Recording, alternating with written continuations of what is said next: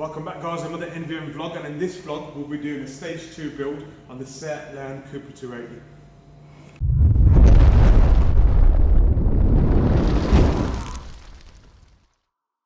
So as you guys are probably aware, we get through a lot of CUPRAs here at NVM. This one is a 2015 CUPRA 280, finished in metallic grey. It is quite different because it's got a 6-speed manual, and if you look through our YouTube, majority of the ones that we tune are of the CUPRA DSG variant. But nevertheless, the ingredients are the same to get the same results.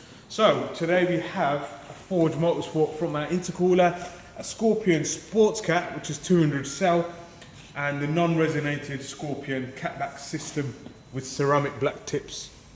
So the first thing we've got to do, stick it on the dyno, get a base run, do a data log, make sure everything's running as it should, get the parts fitted, and then start tuning.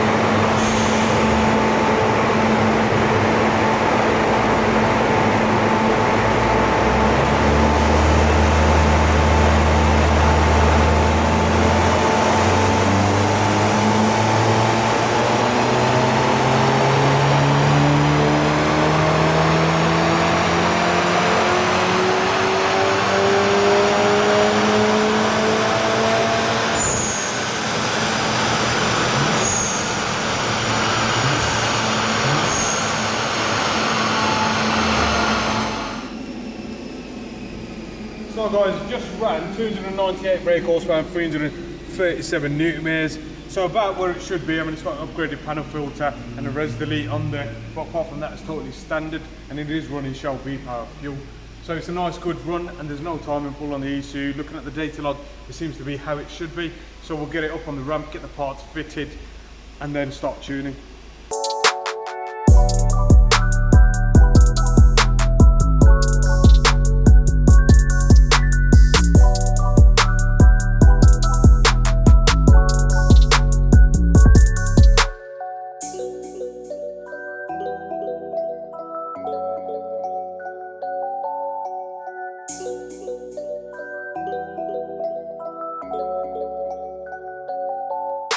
So guys, the stock intercooler's off now. You can probably see the aircon rad wheels transfer over to the new one, but you can just tell by the thickness and obviously the density of the core itself.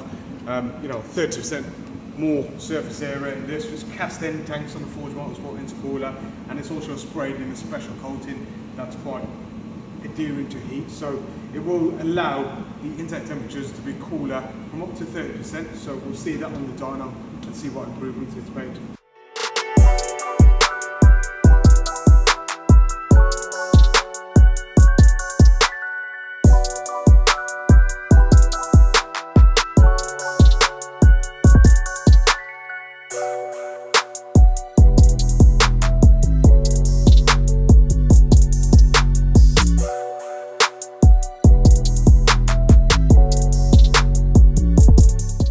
Stock downpipe and stock exhaust system off. As you can probably tell, looking next to the Scorpion downpipe, it is a Sports Cat version, as we said.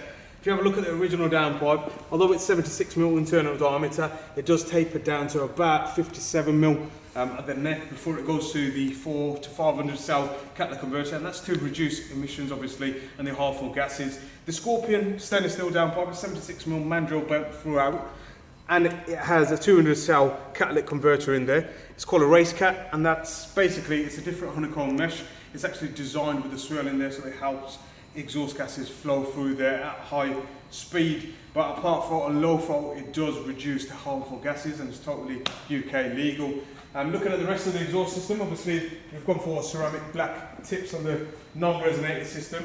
If you look at the 280, the early models, they did have 2 resonator and a back box.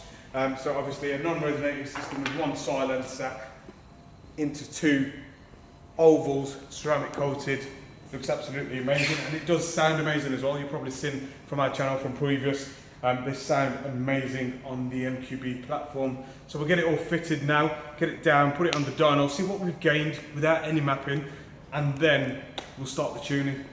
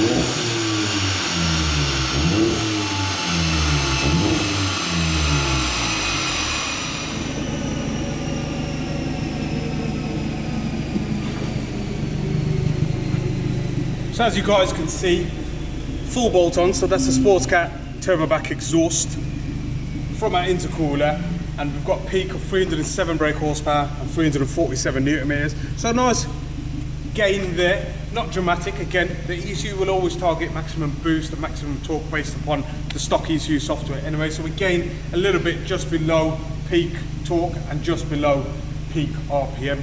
So that's where the gains are. So now we'll start the mapping process and data log it and see what we can gain. So I just want to talk you guys through the data log. This is a stock vehicle on the dyno. The first thing I'll note is intake temperatures. We're looking at peak about 33 degrees by the end of the run.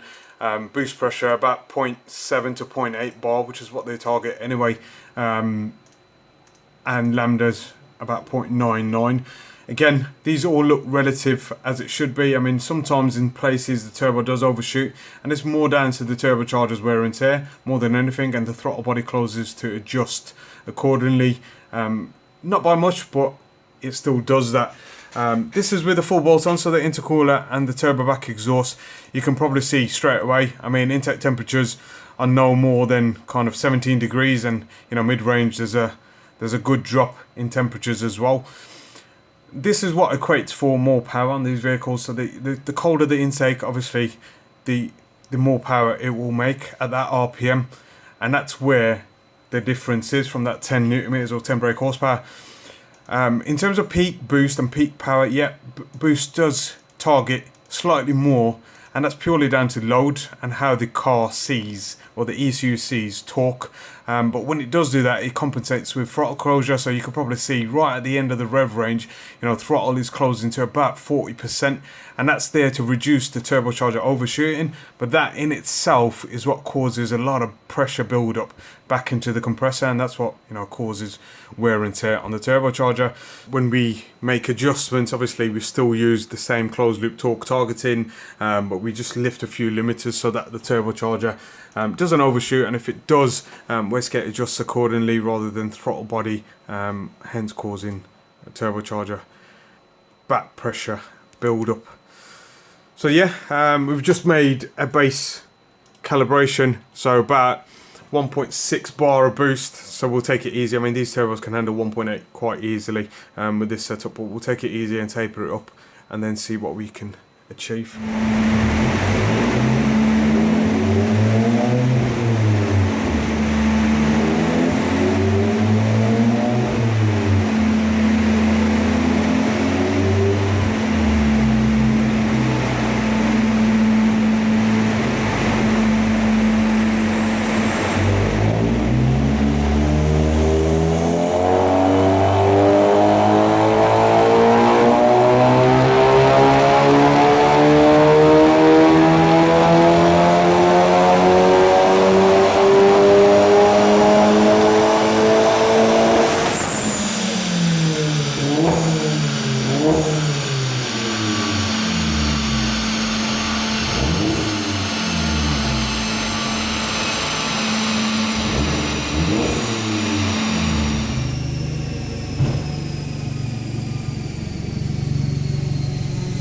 So guys, just made a peak figure of 390 brake horsepower, 550 newton meters of torque.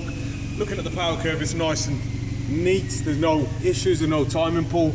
This is literally on 1.6 bar of boost with minimal timing. So we'll add a bit more boost pressure, add a bit more timing. There's hardly any throttle closure at the moment. So we'll just change the wastegate values to adjust so it doesn't overshoot so much.